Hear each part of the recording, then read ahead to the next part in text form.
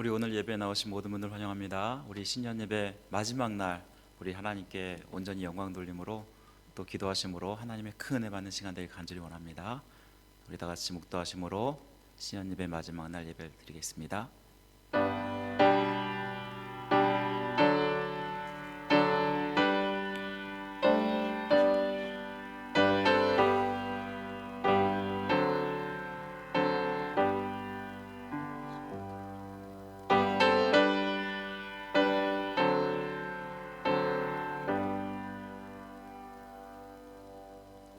하나님은 영이시니 예배하는 자가 신령과 진정으로 예배할지니라. 아멘. 우리의 찬양과 영광을 받으시 합당하신 존귀하신 하나님 아버지, 오늘 이렇게 신년 예배 마지막 기도회를 갖게 하심을 감사드립니다. 이 시간을 통해서 하나님을 더욱더 온전히 바라보는 시간 되게 하시고 하나님께서 큰 은혜를 허락하여 주옵소서. 예배 시용을 주께 딱드리고 맡기오며 우리를 구원하신 예수 그리스도의 이름으로 간절히 기도드립니다. 아멘. 우리 함께 하나님을 찬양하고 경배드리겠습니다.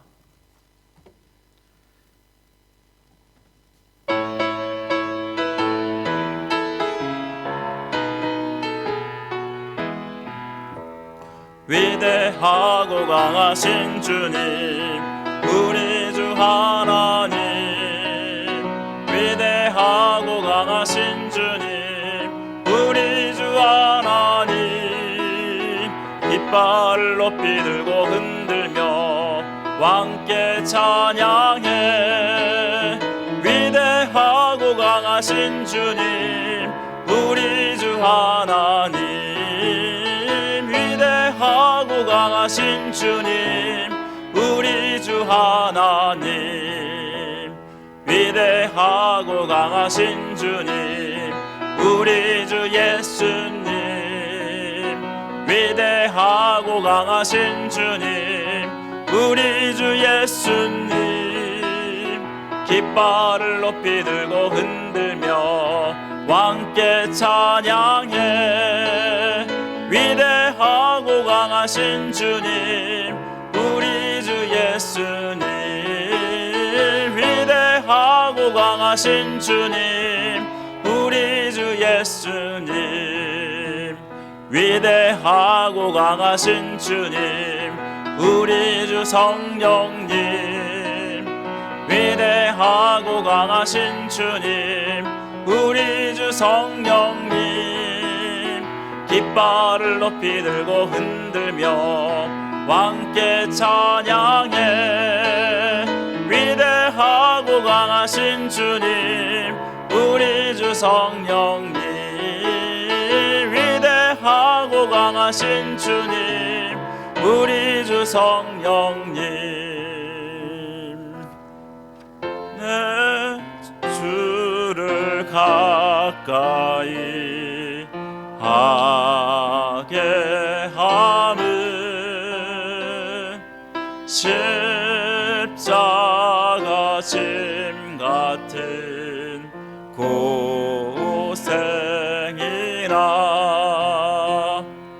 내 일생 소원이 늘 찬송하면서 주께 더 나아가기 원합니다. 내 고생하는 것 옛 야곱이 돌베개 베고 잠갔습니다.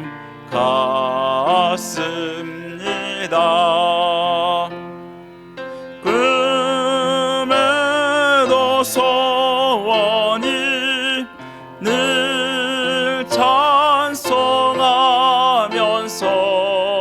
주께 더 나아가기 원합니다. 천성에 가는 길 험하여도 생명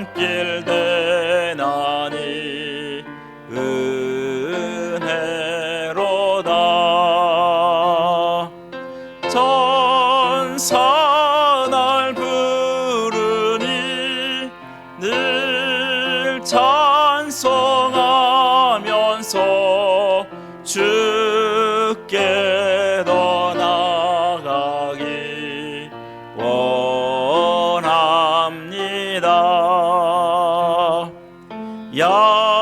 야곱이 잠깨어 일어나는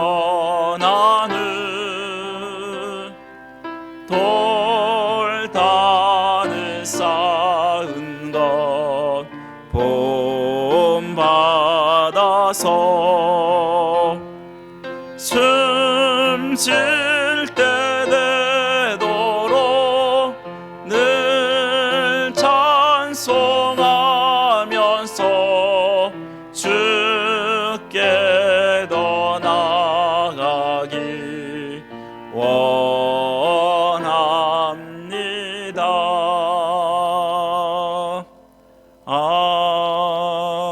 아멘.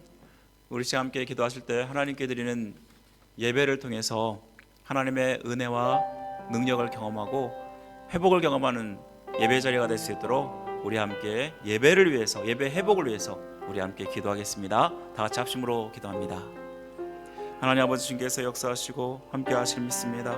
주님을 더욱더 온전히 바라보며 이 시간 하나님, 우리가 예배 자리에 나왔습니다. 아버지 하나님, 특별히 우리가 드리는 모든 예배가 하나님께서 기뻐 받으신 예배가 되게 하시고 하나님이 역사하시는 예배가 되게 하시며 하나님을 만나고 아버지 하나님께서 주시는 귀한 은혜 받고 능력 받고 힘 얻어서 회복되는 귀한 역사가 나타날 수 있도록 도와주옵소서. 그냥 왔다 가는 시간이 아니라 하나님을 만나는 시간이 되게 하시고 하나님께서 주장하셔서 이 예배 자리에 있게 있으셔서 아버지 우리 예배를 기쁘게 받아주시고 아버지 하나님, 그 은혜가 우리 성도들의 삶 가운데 또 우리 아버지 심령 가운데 넘치길 원하오니 주여 도와주시기를 간절합니다. 주님은 살아계셔서 역사하셔서 우리의 예배를 받게 합당하신 하나님 줄 믿습니다. 이 예배가 하나님 만나는 자리인 줄 믿습니다. 아버지 하나님, 우리 성도들 이 예배의 자리에 있게 하여 주시며 이를 통해 하나님을 더욱더 가까이 하며 하나님의 뜻 가운데 아버지 하나님 모든 것들을 감당할 수 있는 모든 성도를 삼아주시기를 간절합니다. 어떠한 순간에도 어떠한 아버지 하나님 정말 아버지 형편 속에서도 예배를 포기하지 않게 하시고 아버지 그 예배를 온전히 지킴으로 말미암아 예배가 살아 역사하신 예배가 될 수 있도록 역사하여 주옵소서. 주님께서 함께해 주신 귀한 은혜가 우리 예배의 자리에 있게 하여 주옵소서. 함께 하시길 간절합니다. 도와주옵소서.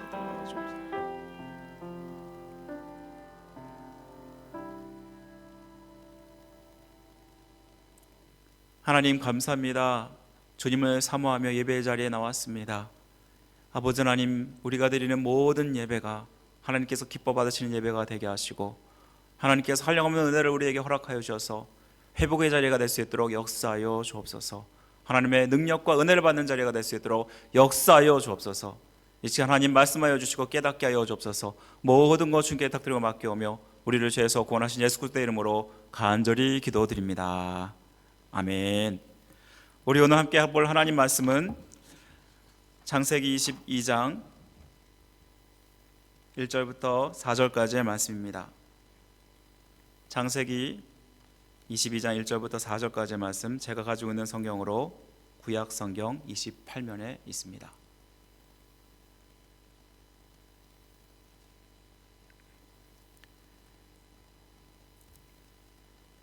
창세기 22장 1절 말씀 제가 먼저 읽도록 하겠습니다. 그 일 후에 하나님이 아브라함을 시험하시려고 그를 부르시되 아브라함아 하시니 그가 이르되 내가 여기 있나이다.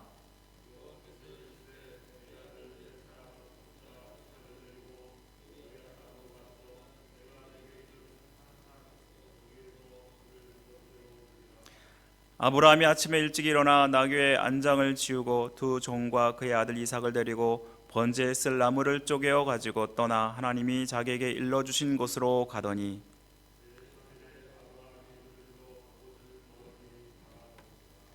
아멘. 우리 한 주간 우리 특세 수고하신 모든 분들 감사드리고 또 참석해 주신 모든 분들 감사합니다. 우리 오늘은 마지막 시간으로 아브라함처럼 믿음의 사람이 되기 위해서 하나님을 경외하라 라는 제목으로 여러분과 하나님 말씀을 나누겠습니다. 우리가 성경을 읽다 보면 하나님이 믿는 자에게 요구하는 것들이 있습니다. 특별히 하나님을 경외하라 라는 것입니다. 시편 34편 9절 말씀을 보면은 너희 성도들아 여호와를 경외하라.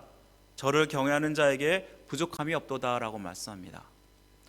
또 85편 9절에 보면은 진실로 그의 구원이 그를 경외하는 자에게 가까우니 이의 영광이 우리 땅에 거하리이다라고 말씀합니다. 이외에도 수많은 구절에서 하나님을 경외해야 합니다라고 말씀하는데, 이 때문에 목사님들은 설교를 할 때마다 하나님을 경외하라고 성도들에게 권면합니다. 경외란 무슨 뜻인가요? 영어로는 fear라고 나오는데 이 표현으로는 충분치 않다라고 생각합니다. 경외라는 것을 잘 푼 게 저는 한자라고 생각합니다. 이 경외라는 한자는요, 공경할 경, 두려워할 외라는 그 한자를 씁니다. 이러고 보면 공포심이 아닌 존경하는 마음으로 두려움을 갖는다는 것을 뜻합니다. 신앙의 선조들 모두 하나님을 경외하는 자들이었습니다. 이는 그리스도인들이 된 모든 자에게 요구하는 삶인 것입니다. 사랑하는 성도 여러분, 정말 하나님을 경외하십니까? 하나님을 경외하는 자는 일반 사람과 똑같지 않을 것입니다. 그렇다면 하나님을 경외하는 자의 삶은 어떠한 모습일까요? 하나님을 경외하는 모습을 잘 보여주는 사람 하면 저는 아브라함을 들 수 있다고 생각합니다. 오늘 우리가 방금 읽은 본문은 하나님께서 아브라함에게 하는 마지막 시험입니다. 22장 1절에서 2절을 보시면 하나님께서 아브라함에게 시험하시려고 찾아오셨다고 말씀합니다. 아브라함아, 내 아들 내 사랑하는 독자 이삭을 데리고 모리아 땅으로 가서 내가 내게 일러준 한 산 거기서 그를 번제로 드리라. 이 시험은 아브라함의 마지막 시험이었습니다. 진정한 믿음을 갖고 있는지 하나님은 아브라함을 최종적으로 시험하기를 원하셨습니다. 하나님의 시험은 우리가 얼마나 하나님을 경외하는지 아시려고 시험하신다는 것입니다. 그렇게 믿음 좋은 이 아브라함이 시험을 받았다는 것은 또한 우리가 신앙생활을 하면서 우리에게도 시험이 있다는 것은 당연하다는 것을 말씀해 주는 것입니다. 만약 여러분에게 아브라함 같은 시험이 오면 어떻게 반응하시겠습니까? 여러분에게 만약 네 사랑하는 독자, 자식을 바치라 라고 말씀한다면 어떤 반응을 하시겠습니까? 한 교회 목사님이 똑같은 질문을 그 교회 성도들에게 했습니다. 그랬더니 한 성도가 당연합니다. 제가 저의 아들을 당연히 하나님께 바치겠습니다 라고 대답하는 것이었습니다. 왜 그런지 물어보니까 맨날 말썽만 부리고 속만 새기는 그 아들 제가 사랑하지 않습니다. 그래서 저는 당연히 바치겠습니다 라고 대답하는 것이었습니다. 우리가 얼마나 이 자식을 사랑하느냐 그 여부가 바로 바치느냐 안 바치느냐를 결정한다라는 것입니다. 사랑하지 않으면 너무나 쉽게 내어줍니다. 똑같은 질문을 남편과 아내에게도 그렇습니다. 남편을 바치겠습니까? 아내를 바치겠습니까? 대부분 사람들은 100%입니다. 서로 원수라고 여기는 남편과 아내 당연히 바치죠. 이렇게 대답했더랍니다. 그런데 사랑한다면 이는 완전히 다른 문제가 됩니다. 쉽게 결정할 수 있는 문제가 아닙니다. 아브라함에게는 어떨까요? 자기 아들을 바치는 것 죽기보다 싫었을 것입니다. 아브라함은 본조 사라를 통해서 직접 낳은 아들입니다. 아브라함이 100세, 사라가 90세에 노년에 낳은 아들, 낳을 수 없는 중에 낳은 약속의 아들, 기적의 아들입니다. 창세기 21장 6절을 보니까 이 부모가 얼마나 이 자식을 사랑했는지를 보여줍니다. 사라가 이삭을 낳았을 때 반응인데요, 하나님이 나를 웃게 하시니 듣는 자가 다 나와 함께 웃으리로다. 얼마나 사랑했는지 기쁨을 주는 아이라고 말씀하고 있습니다. 눈에 넣어도 아프지 않을 만큼 너무나 사랑하는 아이였습니다. 아브라함은 이삭을 바치라는 하나님의 명령에 말도 안 되는 명령이라고 따질 수 있었습니다. 하나님이 가나안 땅에서 이삭을 통해서 번성케 하고 복의 통로로 삼겠다라고 분명히 하지 않았냐고. 그런데 왜 희생 제물로 바치라고 하냐고, 줬다 뺐냐고, 처음부터 주지를 말지 나를 놀리는 거냐고 이렇게 따질 수 있었습니다. 그런데 아브라함의 반응은 무엇이었습니까? 바로 하나님 명령에 순종하는 것이었습니다. 22장 3절 말씀을 보시면 이런 말씀이 나옵니다. 아브라함이 아침에 일찍 일어나 나귀의 안장을 지우고 번제에 쓸 나무를 쪼개어 가지고 떠나 하나님이 자기에게 일러주신 곳으로 가더니라고 말씀하고 있습니다. 하나님이 명령하시고 바로 그 다음 날 이른 아침에 일찍 번제에 쓸 나무와 이삭과 두 종을 데리고 모리아 산을 향해 갑니다. 그의 순종에는 주저함이 없어 보입니다. 마치 아브라함은 어떠한 인간의 고뇌도 하지 않는 대단한 믿음의 사람처럼 보입니다. 정말 그런가요? 그렇지 않습니다. 그도 심각한 범민과 갈등을 했습니다. 그가 거하던 브엘사바에서 모리아 산까지 거리는 약 50마일입니다. 이스라엘에 거주하는 한 목사님이 이 길을 아브라함처럼 가보았다고 합니다. 빈둥빈둥 정말 여유롭게 놀면서 천천히 가더라도 이틀 반이면 도착하는 거리였다고 합니다. 그런데 아브라함은 며칠에 도착했냐면 4절에 보니까 3일째 되는 날 멀리 모리아산이 보였다라고 말씀하고 있습니다. 그도 상당한 고민과 범민을 하면서 모리아산에 왔다는 것을 말씀하는 것입니다. 하나님께서는 분명 이삭을 통해서 자신과 후손을 축복의 통로가 되게 하신다는 하나님의 분명한 약속을 들었습니다. 17장 19절 말씀을 보시면 내 아내 사라가 내게 아들을 낳으리니 너는 그 이름을 이삭이라 하라. 내가 그와 내 언약을 세우리니 그의 후손에게 영원한 언약이 되리라 라고 말씀하셨습니다. 여기에 보시면 분명히 이삭을 통해서 하나님의 언약을 이루신다고 말씀하고 있습니다. 하나님은 분명히 자기가 한 약속을 이루시는 분입니다. 아브라함은 자기의 인생을 통해서 그것을 분명히 경험했습니다. 자기가 낳을 수 없는 중에 낳은 그 아들, 약속의 아들. 그런데 이삭이 죽는다면 다시 이삭을 살려서라도 이루실 일이라고 그는 믿게 되었습니다. 히브리서 11장 19절 히브리 기자는 이를 증거하고 있습니다. 그가 하나님이 능히 이삭을 죽은 자 가운데서 다시 살릴 줄로 생각한지라 비유컨대 그를 죽은 자 가운데서 도로 받은 것이니라. 그는 하나님이 약속에 신실한 분으로 분명히 경험했고 그렇게 믿고 있는데 이삭을 죽인다면 이삭을 부활을 통해서라도 그 약속을 이루실 것을 믿었던 것입니다. 하나님을 향한 대단한 믿음이 아닙니까? 아브라함은 드디어 모리아산에 도착했습니다. 몸종들은 산 밑에 내려두고 이삭에게 번제할 쓸 땔감을 지우고 모리아산 정상까지 올라가게 됩니다. 이때 이삭은 아버지와 여행길에 같이 함께 오르고 나무에 등을 질 만큼 그만큼 그렇게 성장해 있었다는 것을 우리는 알게 됩니다. 이때 아버지에게 묻습니다. 불과 나무는 있거니와 번제에 쓸 어린 양은 어디 있나이까? 이 아브라함은 하나님이 자기를 위하여 친히 준비하시리라 라고 돌려서 말합니다. 그때까지 이삭은 자기가 번제물이 될지 전혀 예상하지 못하고 있었습니다. 제단에 오른 아브라함이 나무를 버려놓고 갑자기 이삭을 결박하여서 제단 나무 위에 두었을 때 이삭은 자기 자신이 제물인 것을 알게 되었습니다. 이를 알게 되었을 때 아버지가 하는 일이 정말 부당하다고 저항할 수도 있는 나이입니다. 110세를 넘긴 아버지에 비하면 자기는 이제 피가 끓는 청년이기 때문에 아버지의 결박을 물칠 수도 있었습니다. 그런데 성경은 이삭이 침묵하고 있는 것을 보여주고 있습니다.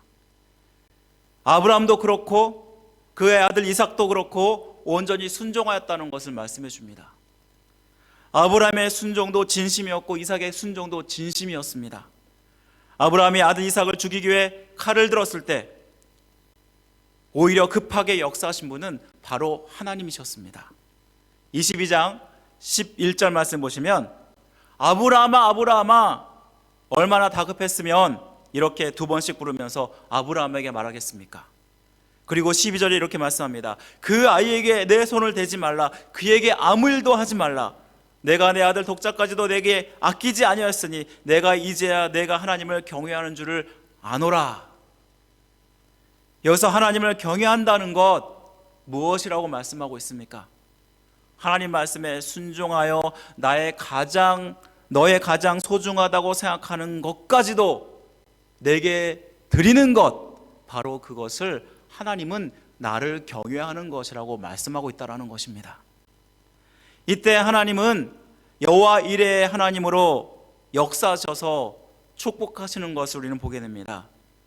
이레라는 말은 성경에서는 준비하였다라고 말씀하지만 실질적 원문은 보고 있다라는 뜻을 가지고 있습니다. 다시 말하면 하나님께서 아브라함이 하는 모든 것들을 보고 있다가 이렇게 준비하셨다는 것을 말씀해 주는 것입니다. 아브라함은 이삭 대신에 수풀에 걸려있는 수량을 대신해서 바치게 되는데요. 그리고 하나님은 두 번째 아브라함을 불러서 다시 세 번째 언약을 세우시게 됩니다. 아브라함을 통해서 하나님의 약속을 이루시겠다는 확증의 언약이었습니다. 이제는 더 이상 아브라함에게 언약에 대한 시험은 없음을 말씀해 주는 최종적인 언약이었습니다. 여기서 하나님이 아브라함에게 요구하신 것은 바로 온전한 순종임을 우리는 깨닫게 됩니다. 순종이란 단순히 어떠한 말씀을 행하는 것을 넘어서 자기가 가장 사랑하는 어떤 것, 심지어는 생명까지도 하나님께 내놓을 수 있는 믿음의 반응임을 말씀하고 있는 것입니다. 바로 이것이 하나님을 경외하는 자의 모습입니다. 바로 이삭의 모습은 앞으로 오실 예수 그리스도를 상징하는 그림자입니다. 예수님도 죽기까지 하나님의 뜻에 복종하심으로 우리에게 온전한 순종이 무엇인지를 말씀하셨습니다. 빌립보서 2장 5절에서 8절을 보시면 너희 안에 이 마음을 품으라 곧 그리스도 예수의 마음이니 사람의 모양으로 나타나셨음에 자기를 낮추사 죽기까지 복종하셨으니 곧 십자가에 죽으심이라. 여기서도 예수님이 생명을 다해서 하나님께 순종하였다라고 말씀하고 있습니다. 가장 소중한 것을 하나님께 드릴 때 이것이야말로 온전한 순종이 된다는 것을 우리에게 말씀해 줍니다. 우리가 하나님을 경외하는 모습, 바로 온전한 순종을 통해 나타나야 됩니다.